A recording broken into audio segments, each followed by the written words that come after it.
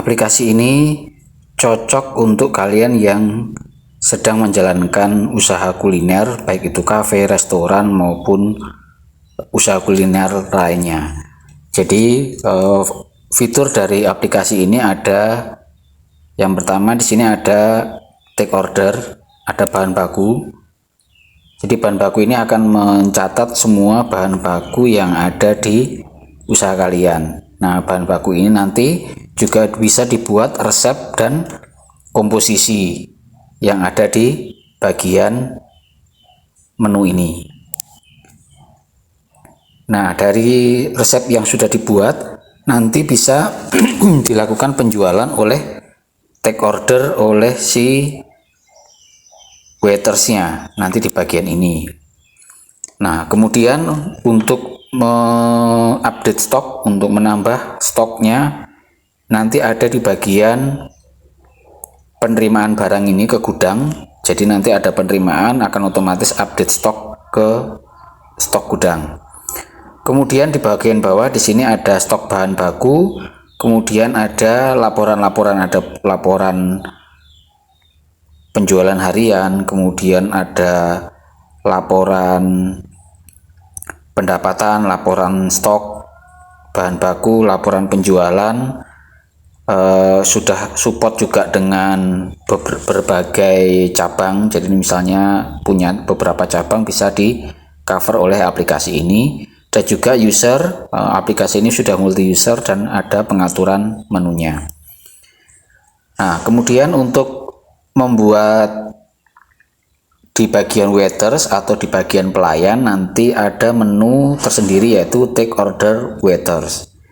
Nah, dari take order ini akan muncul seluruh produk yang tadi kita buat komposisinya. Jadi contohnya adalah misalnya adalah ini di bagian nasi goreng ini. Nah, jika ada penjualan nasi goreng maka bahan baku akan berkurang stoknya secara otomatis. Pengaturannya itu nanti ada di bagian menu komposisi, ada di sini. Jadi ada menu dan resep. Nah, contohnya adalah di sini misalnya ada es teh manis. Nah, setiap ada penjualan satu es teh manis, maka yang akan berkurang adalah ketiga bahan ini. Jadi ada bahan-bahan, ada bubuk, ada cupnya, ada sedotannya. Nanti akan otomatis berkurang otomatis stoknya. Itu di bagian resep. Kemudian di bagian penerimaan barang. Penerimaan barang ini fungsinya adalah untuk menambah stok gudang secara otomatis. Jadi jika ada penerimaan barang baru, kita bisa pilih barangnya. Kemudian ada jumlah diterima berapa, nanti akan otomatis update stok ke bagian gudang. Kemudian untuk bagian penjualan harian ini laporan dari beberapa.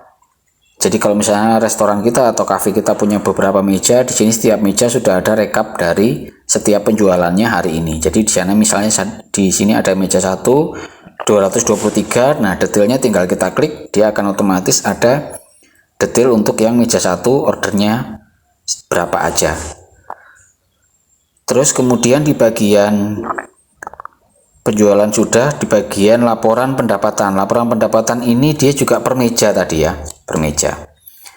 Terus kemudian di sini ada juga laporan ada laporan stok barang, laporan penjualan. Nah, di laporan penjualan ini kita bisa memfilter meja berapa yang akan kita lihat. Misalnya ada tinggal meja 1 yang akan kita lihat. Nah, maka yang akan tampil di sini adalah yang meja 1. Penjualan untuk yang meja 1. Dan bisa dilihat juga dari tanggal berapa ke tanggal berapa. Di sini ada tanggal awal dan tanggal akhirnya. Kemudian di sini juga ada user. Nah, user ini ada beberapa bagian, ada admin, ada manajer, dan ada juga user biasa. Nah, user biasa ini nanti fungsinya sebagai waiters untuk hanya menu take order ini aja yang ada di bagian usernya, hanya ada menu ini aja. Terus kemudian ada lagi juga misalnya ada beberapa meja, kita bisa menambahkan atau mengurangi meja yang tersedia.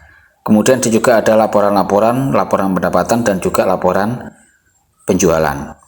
Kamu bisa membuat aplikasi seperti ini dengan mengikuti kelas praktek membuat aplikasi take order cafe seperti ini. Jadi untuk aplikasi ini selain untuk cafe juga cocok untuk teman-teman yang sedang menjalankan usaha kuliner biasanya seperti kopi kekinian, terus kemudian penjualan keliling. Juga cocok buat teman-teman yang sedang belajar membuat aplikasi dengan AppSheet tanpa coding. Silakan ikuti kelas yang ada link yang ada di description yang ada di bawah. Nanti kita akan praktek sama-sama selama 4 jam lewat Zoom. Kita akan praktek. Nah, di akhir dari praktek teman-teman akan mendapatkan template dengan hasil seperti ini aplikasinya yang siap dipakai, atau teman-teman juga bisa menjadi bahan untuk dikembangkan kembali aplikasinya. Baik, selamat bertemu kita di dalam kelas Zoom. Terima kasih.